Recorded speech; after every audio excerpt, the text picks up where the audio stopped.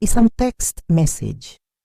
Isang simpleng text message lang ang sumampal sa aking pabalik sa katotohanan. Galing sa sarili kong ama.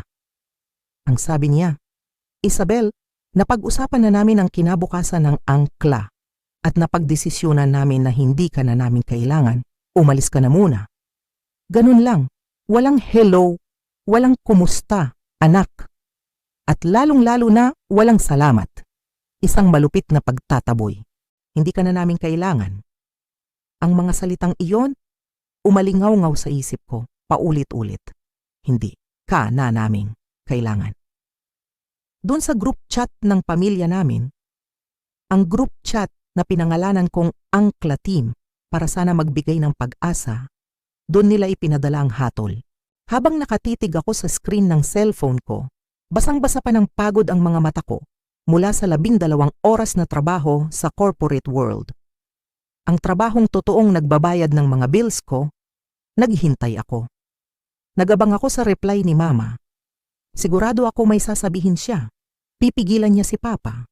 Sasabihin niyang, "Arturo, teka muna, masyado namang biglaan yan." Pero wala. Walang lumabas na typing sa pangalan niya. Ang katahimikan niya ay parang isang pagsang-ayon, isang malakas na pagsang-ayon. At habang nilulunok ko ang mapait na katotohanan iyon, may isa pang sumunod na sampal, ang panghuli. Yung nakababata kong kapatid, si Katrina, hindi siya nag-type ng kahit anong salita para ipagtanggol ako. Hindi siya nagtanong. Nag-react lang siya sa text message ni Papa. Isang emoji. At alam niyo kung anong emoji? Yung celebration emoji. Oo. Yung maliit na dilaw na mukha na may party hat at torotot na napapaligiran ng confetti. Isang piyesta. Nagpiesta siya sa pagkatanggal sa akin. Sa isang iglap, naging malinaw ang lahat. Para sa kanila, ang pag-alis ko ay hindi isang malungkot na pangyayari. Ito ay isang tagumpay. Isang selebrasyon. Sila yung tipo ng kontrabida na nakikita mo sa teleserye. Yung mga tumatawa habang umiiyak ka. Yung mga nagbubunyi sa iyong pagbagsak. Nakikita ko na sa isip ko, si Papa, si Mama at si Katrina. Marahil ay magkakasama sila sa isang mesa, nagtatawanan, at nag-iinuman ng mamahaling alak na ako mismo ang nagtrabaho para mabili. Nag-uusap tungkol sa bagong simula ng negosyo. Isang simula na wala ako. At ako, sa gitna ng lahat ng sakit, sa gitna ng pagkakanulo, imbes na umiyak, ngumiti lang ako. Isang malamig at mapait na ngiti. Hindi ako sumigaw. Hindi ko ibinato ang cellphone ko. Dahan-dahan akong tumayo, kumuha ng isang basong tubig at ininom ito ng dahan-dahan. Ang kamay ko, hindi man lang nanginig. Dahil sa sandaling iyon, ang init ng galit at lungkot ay napalitan ng isang bagay na mas malakas. Kalinawan, ako si Isabel, 32 taong gulang. At sa loob ng 3 mahahabang taon, 3 taon ng walang tulog, walang social life at walang tigil na sakripisyo, ako ang bumuhay sa negosyo ng pamilya namin. Ako ang breadwinner ng Angkla Seafood Grill. Ako ang nagbayad ng mga utang na sila ang gumawa. Ako ang nagsalba sa kanila mula sa bankruptcy. Ang bawat sahod ko, bawat bonus, bawat pisong naipon ko, ibinuhos ko sa kanila.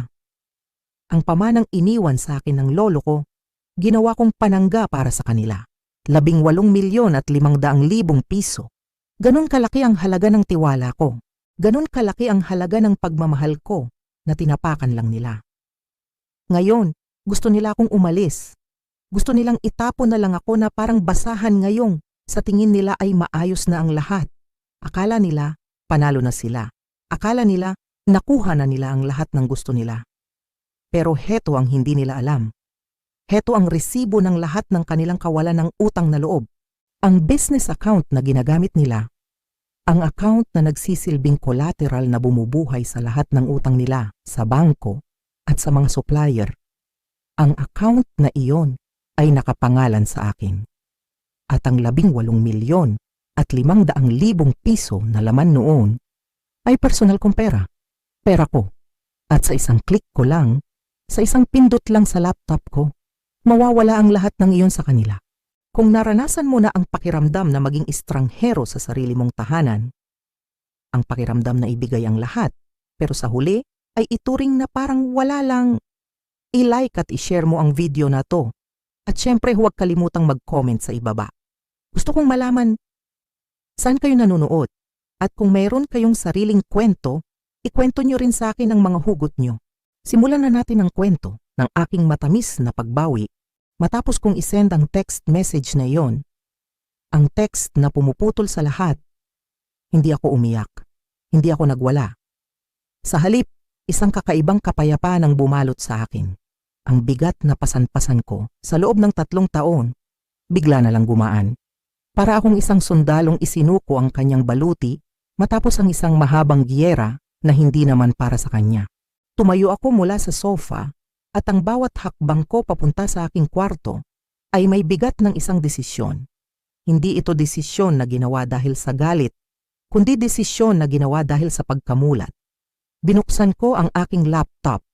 Ang liwanag mula sa screen, ang tanging ilaw sa madilim kong kwarto. At sa liwanag na iyon, nakita ko ang aking refleksyon, isang babaeng pagod na.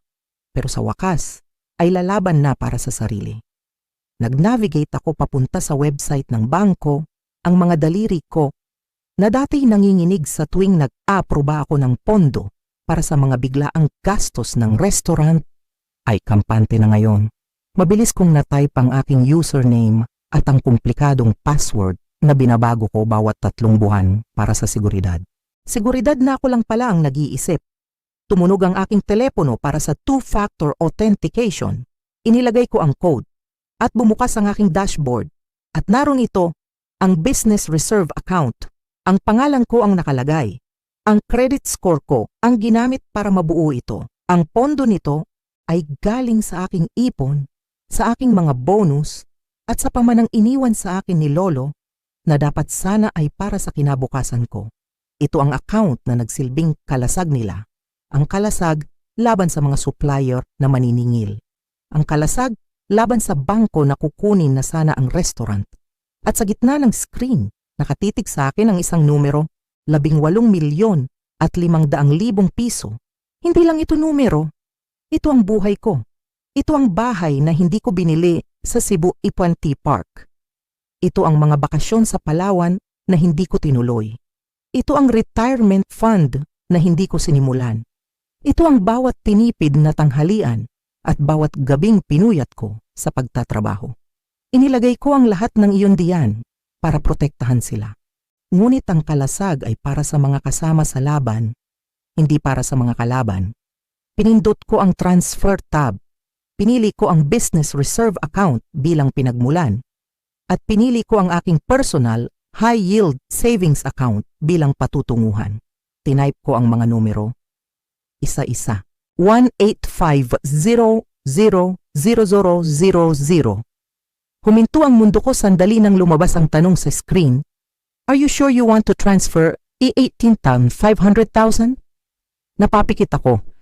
At sa isang saglit na yon, nakita ko ulit ang lahat. Ang malamig na text ni Papa, ang nakabibinging katahimikan ni Mama, at ang pinakamasakit sa lahat, ang maliit na party hat emoji ni Katrina. Isang selebrasyon. Sige, bibigyan ko sila ng tunay na dahilan para magpanik. Pinindot ko ang confirm. At isang berdeng check mark ang lumitaw. Transaction pending. Pero hindi pa ako tapos.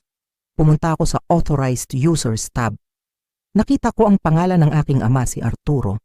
Pinindot ko ang remove.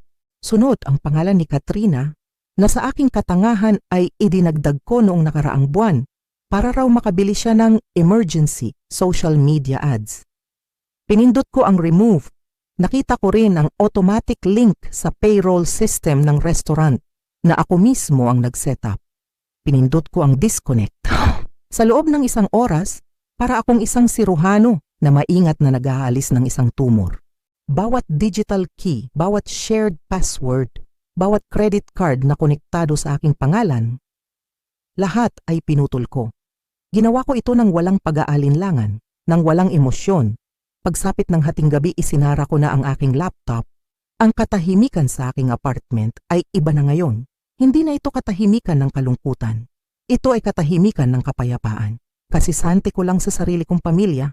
At sa unang pagkakataon sa loob ng maraming taon, nakahinga ako ng maluwag.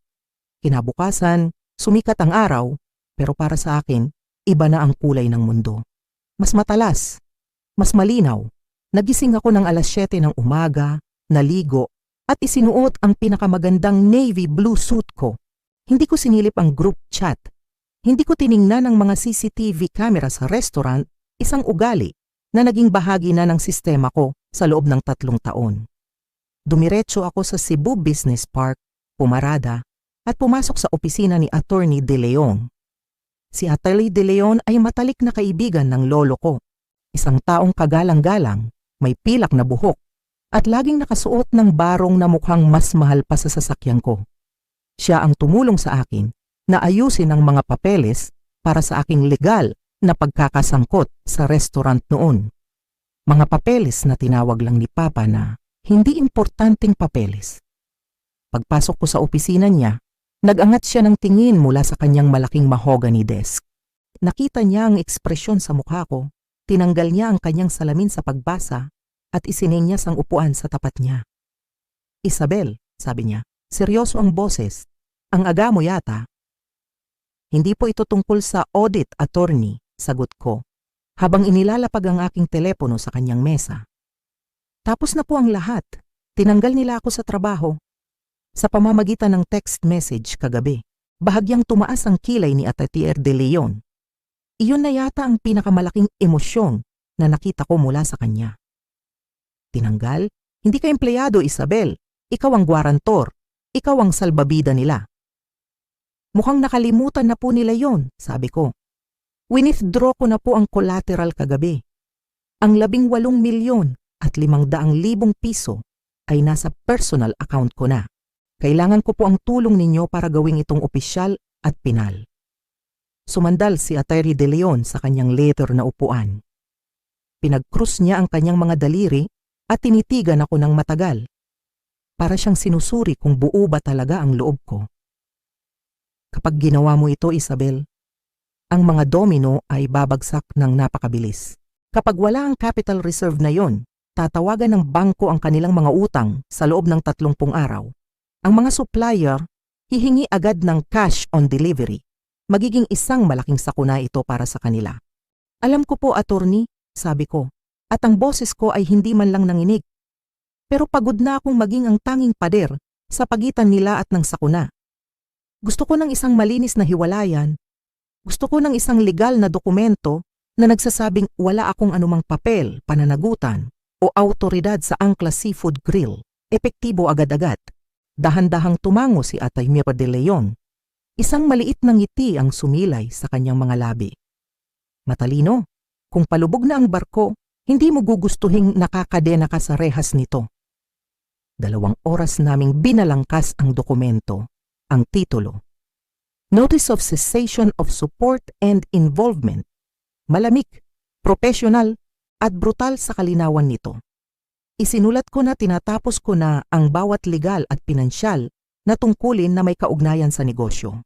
Isinulat ko na binabawi ko na ang anumang impormal na responsibilidad. Malinaw kong sinabi na hindi ako magiging available para sa konsultasyon, negosasyon sa pananalapi, pamamahala sa operasyon o emergency funding. Nang matapos, binasa ito muli ni Atty. De Leon. "Alam mo," mahina niyang sabi, "karamihan ng tao tatawag ng sumisigaw. Ginagawa mo ito ng may dignidad, Isabel." "Ang dignidad po ay mahal, attorney," sagot ko. "At kababalik lang sa akin ng 18 milyon at 500,000 piso para sa akin." Nilagdaan ko ang mga papeles. Ang kamay ko, diretso at matatag. Kinuha ito ni Atty. De Leon, iniscan at inattach sa isang email. Inilagay ko ang email address ni Arturo at Katrina sa listahan ng mga tatanggap. Hindi ko nilagyan ng subject line na, "Para sa inyo mga walang utang na loob." Simple lang ang inilagay ko. Formal notice. Pinindot ko ang send eksaktong alas 10 ng umaga. At paglabas ko sa opisina ni Atty. De Leon, sinalubong ako ng sikat ng araw. Gumanang pakiramdam ko. At sa unang pagkakataon sa loob ng 3 taon, nakaramdam ako ng gutom. Naglakad ako papunta sa isang kalapit na cafe, umorder ng kape at pandesal, at umupo sa tabi ng bintana. At habang pinapanood ko ang mga taong nagmamadali sa labas, wala na akong naramdamang pangangailangan na magmadali kasama nila. Malaya na ako. Para maintindihan ninyo kung bakit kaya kong talikuran ang lahat ng ganong kalamig, kailangan ninyong malaman kung ano ang dinatnan ko 3 taon na ang nakalipas. Kailangan ninyong maamoy ang amoy ng isang restaurant na naghihingalo. 3 taon na ang nakalipas, ang Angkla Seafood Grill ay hindi lang naghihirap, ito ay nabubulok. Nakatira ako sa Manila noon, nagtatrabaho bilang isang junior analyst at sinisikap buuin ang isang buhay na malayo sa alinsangan at drama ng aking pamilya sa Cebu. Pero nagsimula ang mga tawag. Hindi sila humihingi ng pera, hindi pa sa simula. Puro reklamo lang. Mga magnanakaw ang mga supplier na yan, sasabihin ng papa ko sa telepono. Ang boses niya, laging puno ng galit na parang ang buong mundo ang may kasalanan. Wala nang panlasa ang mga customer ngayon. Bubuntong hininga naman ng mama ko na para bang ang problema ay ang dila ng mga kumakain at hindi ang pagkain na inihahain nila. Umuwi ako para bumisita noong Hulyo at ang nakita ko, dinurog ang puso ko. Ang restaurant na dating ipinagmamalaki ng lolo ko ay mukhang pagod na pagod na. Ang pintura sa pader ay natutuklap na. Ang ilaw sa signboard sa labas ay pundido, kaya ang nababasa na lang ay Angkla Seafood, isang malungkot na paalala ng kanyang dating karangyaan. Ngunit ang tunay na katatakutan ay nasa loob ng opisina. Isang gabi, pagkaalis ng mga magulang ko, pumasok ako sa opisina para lang mag-check ng email. Ang mesa ay parang dinaanan ng bagyo. Ang mga sobre na hindi pa nabubuksan ay nakatambak na parang mga gusaling malapit ng gumuho. Naglakas loob akong buksan ang isa. Nakasulat, Final Notice, Electricity. Kumuha ako ng isa pa. Past Due Cruise Seafood Distributors Incorporated. Nagsimula akong maghalungkat. Hinila ko ang mga drawer na puno ng mga papel. Nakakita ako ng mga invoice mula pa 6 na buwan na ang nakalipas. Nakakita ako ng mga tax notice na hindi man lang binuksan. Isang malaking gulo. Ito ang pisikal na anyo ng kanilang pagtanggi sa katotohanan. Ang papa ko si Arturo ay pinapatakbo ang lugar gamit ang kanyang karisma at mga kwento ng nakaraan. Siya yung tipo ng tao na bibili ng isang bote ng alak na nagkakahalaga ng 25,000 piso para ipagdiwang ang isang magandang Martes. Habang ang ice maker sa kusina ay sira at tumutulo sa sahig. Ayaw niyang tumingin sa mga spreadsheet. Tinatawag niya itong negative energy. Ang mama ko naman, si Lourdes, ay hindi rin nakatulong. Itinuturing niya ang negosyo na parang isang social club. Nagbibigay siya ng libreng pagkain sa kanyang mga amiga, namimigay ng libreng alak sa mga kapitbahay, at pagkatapos ay magtataka kung bakit kulang ang pera sa kaha sa pagtatapos ng gabi. Hindi ko kayang panoorin itong mamatay. Iyon ang naging pagkakamali ko. Masyado akong nagmalasakit sa kasaysayan sa pangalan ng lolo ko na nakasulat sa pinto. Kaya bumalik ako. Hindi ko sinabi sa kanila na babalik ako para iligtas sila. Ang sabi ko lang, gusto ko ng pagbabago ng kapaligiran. Ipinagpatuloy ko ang trabaho ko sa Manila, pero ginawa ko itong remote. At doon nagsimula ang aking 2 buhay. Sa umaga, ako si Isabel, ang financial analyst na dumadalo sa mga Zoom meeting at gumagawa ng mga financial model. Sa gabi, ako si Isabel, ang tagapag-ayos ng gulo. Sa unang buwan ko palang pabalik sa Cebu, naglabas ako ng 3 milyong piso mula sa sarili kong bulsa para lang matigil ang pagdurugo ng negosyo. Ako ang nagbayad ng bill ng kuryente para hindi kami maputulan sa gitna ng dinner service. Ako ang nagbayad sa supplier ng seafood na nagbabantang idemanda kami. At ginawa ko ang lahat ng ito ng tahimik. Ayokong masaktan ng marupok na ego ng aking ama. Binayaran ko lang ang mga bill at itinago ang mga resibo. Kaya nang magsimulang dumating muli ang mga delivery truck sa tamang oras, buong pagmamalaking ipinagkalat ni Papa ang kanyang dibdib. Kita mo na, sabi niya sa akin, sabay tapik sa counter. Sinabihan ko yung taong, yan na umayos siya. Kailangan mo lang maging matatag sa mga tao, Isabel. Kinagat ko na lang ang dila ko. Hindi ko sinabi sa kanya na ang tanging dahilan kung bakit bumalik ang supplier ay dahil nag-wire ako ng 700,000 piso mula sa personal savings account ko noong umagang iyon. Tama po kayo pa, sabi ko na lang. Kayo po ang nag-ayos niyan. Iyon ang naging pattern. Sila ang sisira, ako ang mag-aayos, at sila ang ani ng papuri. Pagdating ng 2 taon, hindi na lang bills ang binabayaran ko. Ako na ang nagpapatakbo ng buong operasyon. Inayos ko ang menu, tinanggal ang mga pagkaing nagdudulot lang ng lugi. Ako ang nakipagnegosasyon sa may-ari ng pwesto para sa bagong kontrata ng upa gamit ang sarili kong magandang credit score bilang leverage. Nag-set up ako ng bagong point of sale system para masubaybayan namin ng maayos ang inventaryo. Nagtrabaho ako ng 18 oras bawat araw. Ang buhay sosyal ko, naglaho. Ang buhay pag-ibig ko, hindi umusbong. Ako ay 30 taong gulang, walang nobyo, at pagod. Isang pagod na abot hanggang sa kaibuturan ng aking kaluluwa. Pero gumagana ito. Ang mga numero sa libro ay nagsimulang maging berde. Ang utang ay unti-unting nababawasan. Ang dining room ay puno na ulit ng mga customer. At sa mga sandaling iyon, nakakaramdam ako ng kaunting pag-asa. Akala ko nakikita nila ang ginagawa ko. Akala ko, kahit papaano sa likod ng kanilang mga ngiti, mayroong pagkilala. Ngunit ang bawat tagumpay ay inaangkin nila.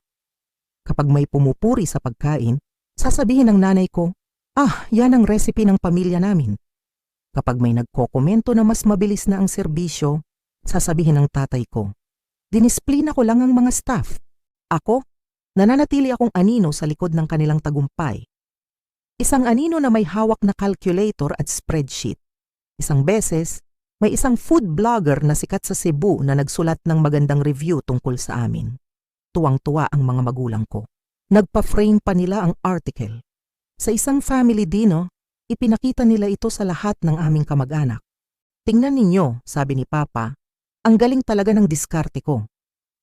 Habang sila ay nagtatawanan at nagdiriwang, ako naman ay nasa isang sulok, kausap sa telepono ang isang supplier, nakikiusap na bigyan kami ng palugit sa bayarin para sa mga gulay. Ganun ang buhay ko. Isang walang katapusang siklo ng pag-aayos, pagbabayad, at pananahimik. Ginawa ko ito dahil sa pagmamahal sa alaala ng aking lolo. Ginawa ko ito dahil sa pag-asang balang araw, makikita nila ang halaga ko. Ngunit ang pag-asang iyon ay unti-unting namamatay, tulad ng pundidong ilaw sa aming signboard. Ang krisis ay sumabog sa isang ordinaryong Martes ng Nobyembre. Tumawag ang aming pangunahing supplier ng hipon, isang Ginoo na nagngangalang Mr. Cruz. At hindi siya tumawag para mangumusta, sumisigaw siya. Tila, isang tseke na pinirmahan ng aking ama ay tumalbog, isang tseke na nagkakahalaga ng 2 milyong piso. Puputulin ko na kayo, Isabel, sigaw ni Mr. Cruz sa kabilang linya. Naririnig ko ang galit sa bawat salita niya. At sisiguraduhin kong malalaman ng lahat ng distributor dito sa Cebu na ang Angkla Seafood Grill ay manloloko. Sandali lang po, Mr. Cruz, pakiusap po, nagmamakaawa ako. Habang naglalakad-lakad sa eskinita sa likod ng kusina. Ang amoy ng basura ay sumasabay sa bigat ng aking dibdib. Nagkamali lang po. I-wire ko po sa inyo ang bayad ngayon din, plus 10% late fee. Ayoko ng wire mo, sagot niya. Gusto ko ng garantiya. Gusto kong malaman na kung malugi man ang lugar na yan, makukuha ko pa rin ang 2 milyon ko. Pagod na ako sa mga pangako ninyo. Ibinaba niya ang telepono. At naiwan akong nakatayo doon nanginginig. Alam ko na ito na ang katapusan. Kapag nawala si Mr. Cruz, susunod na ang iba. Babagsak ang lahat. Noong gabing iyon, gumawa ako ng isang desisyon na magbabago sa lahat. Binuksan ko ang investment account kung saan nakalagay ang aking mana mula kay Lolo. Ang lahat ng perang iniwan niya para sa aking kinabukasan. 18 milyon at 500,000 piso. Inilipat ko ang buong halaga sa isang secured business account at pumirma ako ng isang dokumento na nagbibigay sa bangko at sa aming mga pangunahing pinagkakautangan ng karapatan na kunin ang perang iyon kung hindi makabayad ang negosyo. Ito ang huling pananggalang. Ito ang aking kinabukasan na isinangla ko para sa kanilang kasalukuyan. Nang sabihin ko sa aking mga magulang ang aking ginawa, Umaasa ako ng kahit isang yakap o isang pasasalamat na may kasamang luha. Ngunit ang nanay ko ay tumangulang at sinabing, mabuti naman, para hindi na tayo makatanggap ng mga nakakainis na tawag na yan. Ang tatay ko, hindi man lang nagsabi ng salamat. Tinitigan niya lang ang papel na hawak ko at nagtanong, ibig sabihin ba niyan, pwede na tayong umorder ulit ng prime rib steak? Doon, sa sandaling iyon, dapat ay umalis na ako. Dapat ay nag-impake na ako at tumakbo palayo. Pero kinumbinsi ko ang sarili ko na malapit na kami sa tagumpay. Isang magandang taon pa at ang negosyo ay magiging self-sustaining na. Pagkatapos, pwede na akong umalis. Isa akong hangal. Nagbulag-bulagan ako sa katotohanan dahil ayokong aminin na ang pamilyang sinasalba ko ay hindi na ang pamilyang minahal ko. Ang pamilyang kaharap ko ay mga estrangherong sanay na sanay nang gamitin ako. At ang pinakamasakit na bahagi, ako mismo ang nagbigay sa kanila ng permiso na gawin iyon paulit-ulit. At dumating si Katrina. Ang aking nakababatang kapatid, 26 na taong gulang. Maganda, karismatiko, at allergic sa mahirap na trabaho.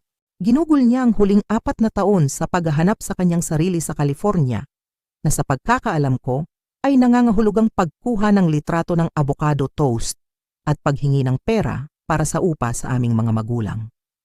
Bumalik siya sa Cebu 6 na buwan na ang nakalipas. At sa isang iglap, nagbago ang lahat. Walang pakialam si Katrina sa mga porsyento ng food cost o sa mga batas sa paggawa. Ang mahalaga sa kanya ay ang vibe, ang aesthetics. Nagdesisyon siya na kailangan ng restaurant ng isang rebrand. Ang pangalan na Angkla Seafood Grill, ang luma pakinggan, anunsyo niya sa isang hapunan ng pamilya habang tinutusok-tusok lang ang kanyang pagkain. Kailangan maging angkla na lang tayo, minimalist, chic, pang-Instagram. Biglang nagliwanag ang mga mata ni Papa. Mahilig siya sa mga bagong bagay. Mahilig siya sa mga makikinang na ideya na hindi niya kailangang paghirapan. Magandang ideya yan, anak, sabi niya, puno ng paghanga. Magastos mag-rebrand, mahina kong sabi mula sa kabilang dulo ng mesa. Ang boses ko, halos hindi marinig sa gitna ng kanilang kasabikan. Bagong signboard, bagong menu, bagong uniforme. Pinag-uusapan natin dito ang hindi bababa sa 1,000,000 at 200,000 piso. Kalalagay pa lang natin sa black. Dapat ipunin natin ang perang iyan para sa mga panahong mahina ang benta. Biglang tumahimik ang buong mesa. Inirapan ako ni Katrina. Lagi ka nalang nega, Ate Isabel, sabi niya. Ang tono niya ay parang ako ang pumapatay sa kasiyahan. Para namang pera lang ang laging mahalaga. Wala kang vision. Ang vision, hindi nakakabayad ng hipon, Katrina, sagot ko. Medyo tumaas na ang boses. Tama na, sigaw ni Papa sabay hampas sa mesa. Nagulat kaming lahat. Tumingin siya sa akin, hindi bilang ama, kundi bilang isang boss na galit sa kanyang empleyado. Isabel, tigilan mo ang pagdi-discourage sa kapatid mo. May mga bago siyang ideya. Masyado ka nang nalunod sa mga numero kaya hindi mo na makita ang big picture. Ako? Ako pa ang hindi nakakakita. Ako ang tanging nakatingin sa totoong larawan. Sila, lahat sila, ay nakatingin sa isang pantasya. Pero itinuloy nila ito. Si Katrina ang namahala sa marketing. Gumastos siya ng 300,000 piso para sa isang launch party na ang dinala lang ay mga kaibigan niyang gustong kumain ng libre. Eksaktong 0 repeat customers. Kinuha niya ang mga kaibigan niya bilang brand ambassadors na ang trabaho lang pala ay kumain ng libre at mag-post ng mga selfie. At ang pinakamasakit sa lahat, gustong-gusto ito ng mga magulang ko. Gusto nila ang atensyon. Gusto nilang nakikita si Katrina na sentro ng lahat. At ako ang naging kontrabida. Ako ang party pooper. Ako ang laging nagsasabi ng hindi sa mamahaling champagne. Ako ang nagtatanong kung bakit doble ang bill natin sa pagpapalaba ng mga mantel. Ang dating tagapagligtas ay naging hadlang na ngayon sa kanilang mga pangarap na walang basehan. Nagsimula akong mapansin ang mga pagpupulong na hindi ako kasama. Papasok ako sa restaurant at makikita ko si Papa, si Mama at si Katrina na magkakasamang nakaupo sa isang bus kasama ang general manager. Kapag nakita nila ako, bigla silang titigil sa pag-uusap. Anong meron? Tatanungin ko. Nag-iisip lang ng mga bagong idea, sasabihin ni Katrina na may pilit ng ngiti. Ang mga nangiting iyon, parang mga pader na unti-unting itinatayo sa pagitan namin. Naramdaman ko ang pagkawala nito. Ang respeto, kung mayroon man noon, ay naglaho na. Ako na lang ang pitaka. Ako na lang ang ATM machine na minsan ay sumasagot pa. Isang gabi, isang linggo bago dumating ang text message, narinig ko silang nag-uusap sa kusina. Tahimik akong pumasok sa likod na pinto para i-check ang inventaryo. Si Papa ang nagsasalita, kausap ang aming head chef. Oo, si Katrina na talaga ang humahawak ngayon, sabi niya. At ang boses niya ay puno ng pagmamalaki na hindi ko kailanman narinig na para sa akin. May natural na talento siya sa negosyong ito. Si Isabel magaling sa mga spreadsheet, pero hindi siya isang leader. Masyado siyang rigid. Rigid? Napahinto ako sa madilim na pasilyo. Paulit-ulit kong narinig ang salitang iyon sa aking isip. Rigid. Ganun pala ang tawag nila sa taong sumisigurado na hindi tumatalbog ang mga tseke nila. Ganun pala ang tawag nila sa taong nagsalba sa kanila mula sa pagkalugi. Umalis ako noong gabing iyon nang walang imik. Nagmaneho ako pauwi sa gitna ng katahimikan. At sa tingin ko, isang bahagi ng aking pagkatao ang namatay noong gabing iyon. Ang bahaging umaasa pa. Ang bahaging naniniwala pa na may halaga ang aking mga sakripisyo. Ilang araw bago ang text, kinausap ako ng isa sa mga manager namin, si Ben. Isang mabuting tao na 10 taon nang kasama namin. Kinakabahan siya, laging tumitingin sa paligid para siguraduhing wala si Katrina. Isabel, sabi niya, mahina ang boses, may dapat kang malaman. Ano yon, Ben?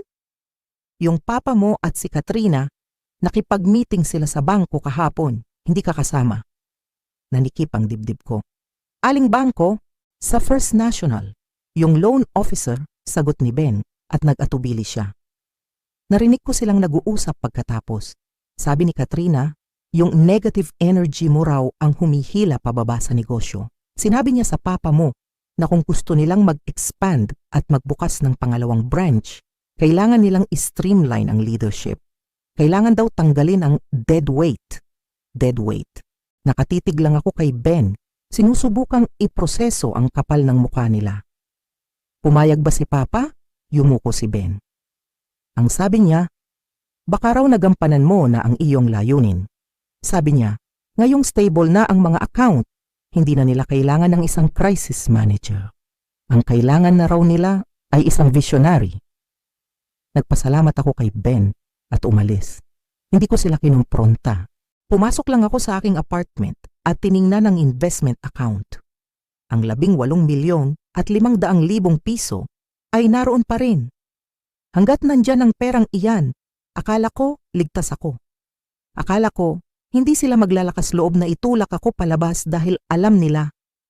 Dapat alam nila na ang pera na yon ang tanging pumipigil sa mga asong gubat na lapain sila. Nagkamali ako. Minaliit ko ang kanilang kayabangan at sobrang tinaasan ko ang kanilang talino. Ang katahimikan matapos kong mag-resign ay tumagal ng eksaktong 4 na araw. Sa loob ng 4 na araw na yon, namuhay ako sa isang kakaibang kapayapaan. Nagtrabaho ako, umuwi, nagluto, natulog. Isang buhay na biglang naging maluwag dahil wala na ang bigat ng kapabayaan ng ibang tao. Ngunit sa umaga ng 5 araw, nabasag ang katahimikan. Nagsimula ito sa isang text mula sa isang numerong hindi ko kilala. Miss Isabel, si Mark po ito ng Atlantic Seafood Supply. Yung delivery truck po namin nasa pinto nyo na, pero declined po yung card on file. Hindi po namin maibaba yung mga alimango hanggat walang bayad. Please advise po. Tinitigan ko ang telepono at napangiti. Isang malamig at malungkot na ngiti. Hindi ako nag-reply. Binlock ko ang numero. Makalipas ang 1 oras, tumunog ang telepono ko. Si Jim, ang branch manager ng First National Bank. Kilala ko na siya sa loob ng maraming taon. Isabel, sabi niya, at ang boses niya ay natataranta. Kakakuha lang namin ng flag sa business account nyo. Yung collateral funds, nawawala. Automatikong na-freeze ng system ang operating line of credit. May mga tumatalbog na tseke sa buong syudad. Anong nangyayari? Hindi ko alam, Jim. Kalmado kong sagot habang humihigop ng kape.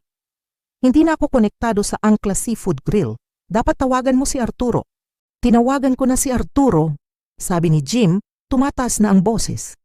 Sinusumbatan niya ako. Sabi niya, may pagkakamali raw. Sabi niya, nandun daw ang pera. Isabel, kapag wala ang 18,500,000 piso na yon, nasisira ang kasunduan sa pautang. Kailangan kong bawiin ang loan ngayon din. Naiintindihan ko, Jim. Kailangan mong gawin ang trabaho mo. At hindi na ako ang guarantor. Ipinadala na ng abogado ko ang mga papeles noong Lunes. Nakuha mo ba? Narinig ko ang mahabang katahimikan sa kabilang linya. Pagkatapos ay isang buntong hininga. Nakita ko na ngayon, Isabel. Alam mo ba kung anong mangyayari sa kanila dahil dito?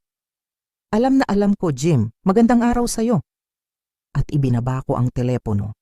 Ang mga domino ay nagsimulang bumagsak ng mas mabilis pa sa inaasahan ko. Pagsapit ng tanghali, nagsimula na ang mga text mula sa pamilya ko. Una, si Katrina.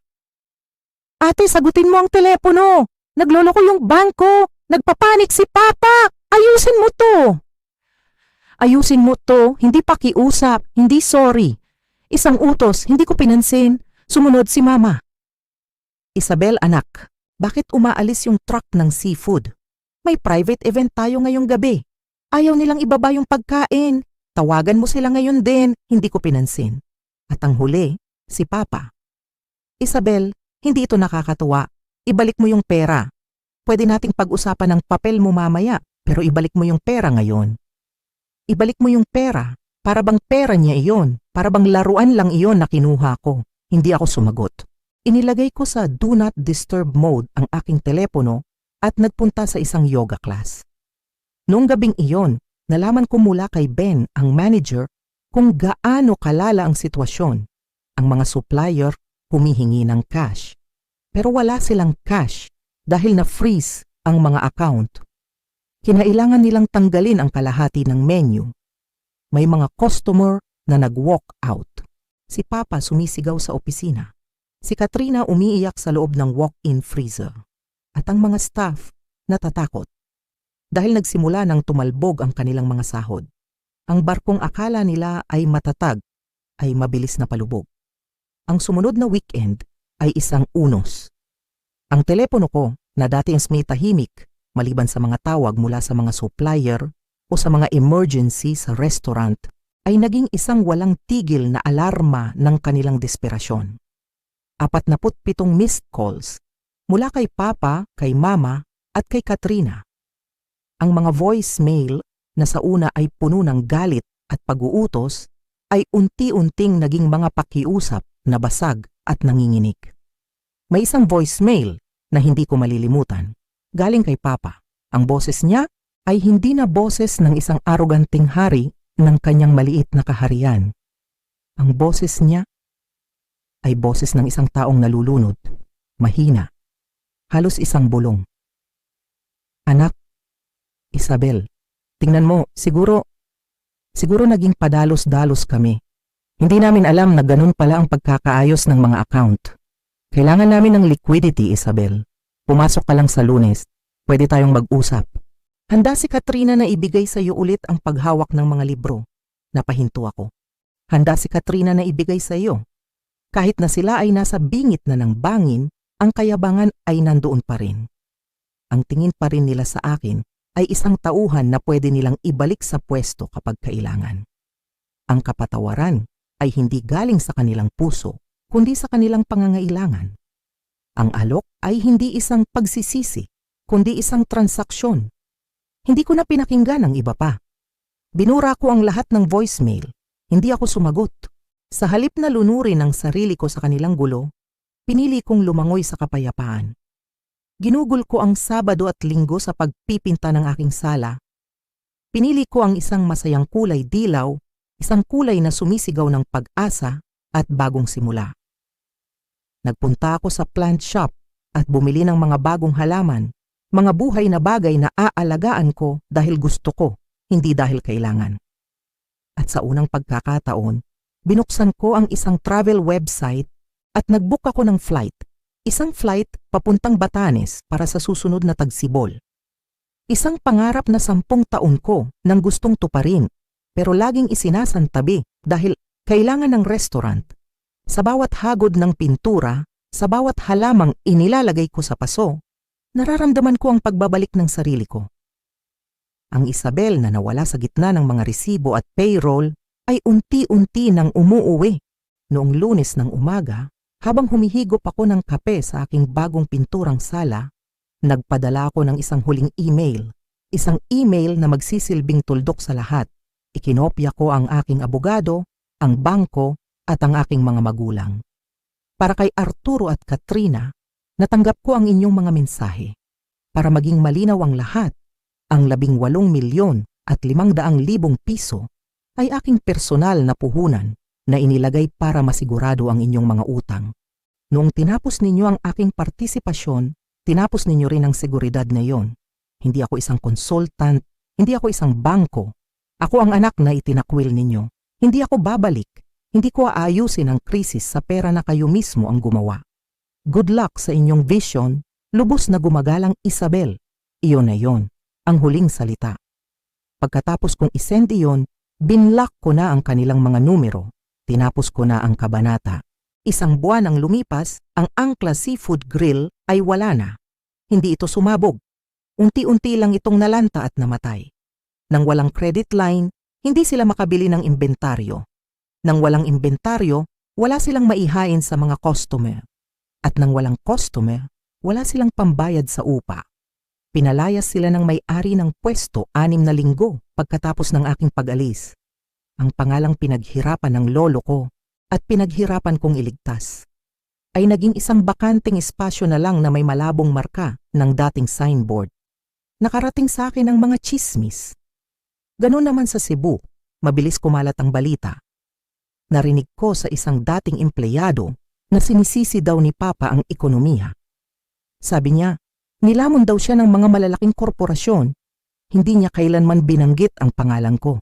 Hindi niya kailanman binanggit ang text message. Sa kwento niya, siya ang biktima. Si Katrina naman, bumalik na sa California. Nakita ko sa Instagram, sa isang account ng kaibigan niya. Isa na raw siyang lifestyle coach. Nagpo-post siya ng mga quote tungkol sa resilience at sa pag-alis sa mga toxic families. Natawa na lang ako. Isang tawang walang tunog. Ang kapal ng mukha. Ang mga magulang ko, napilitan silang ibenta ang bahay na kinalakihan namin.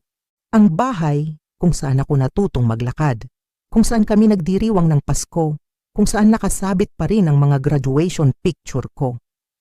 Ibinenta nila ito para mabayaran ang mga natitirang utang sa negosyo na hindi na-cover ng bankruptcy.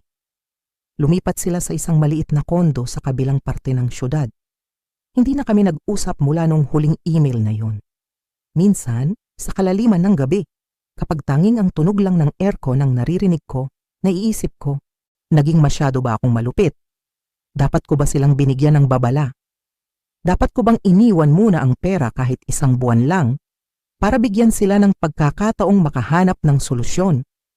Ang parte sa akin na pinalaking maging isang mabuting anak ay bumubulong ng oo. Pero pagkatapos, naaalala ko ang group chat. Naaalala ko ang nakabibinging katahimikan ng aking ina. Ang pananahimik na mas malakas pa sa anumang sigaw. Naaalala ko ang malamig at walang emosyong mga salita sa text ng aking ama. Hindi ka na namin kailangan. At higit sa lahat, naaalala ko ang maliit na party hat emoji na yon, ang selebrasyon. Ipinagdiwang nila ang pag-alis ko, kaya ibinigay ko sa kanila ang eksaktong gusto nila. Isang negosyo na wala ako, isang buhay na wala ako. At natikman nila ang bunga nito. May mahalaga akong natutunan sa buong prosesong ito. Isang leksyon na simple lang pala. Ang paglalagay ng hangganan, ng boundaries, ay hindi isang akto ng rebellion. Ito ay isang akto ng pag-iingat sa sarili. isang akto ng paggalang sa sarili, lalo na sa loob ng pamilya kung saan ang kasaysayan ng emosyon ay madalas na nagiging dahilan para abusuhin ang pananagutan. Kapag gumuhit ka ng linya, hindi mo sila iniiwan.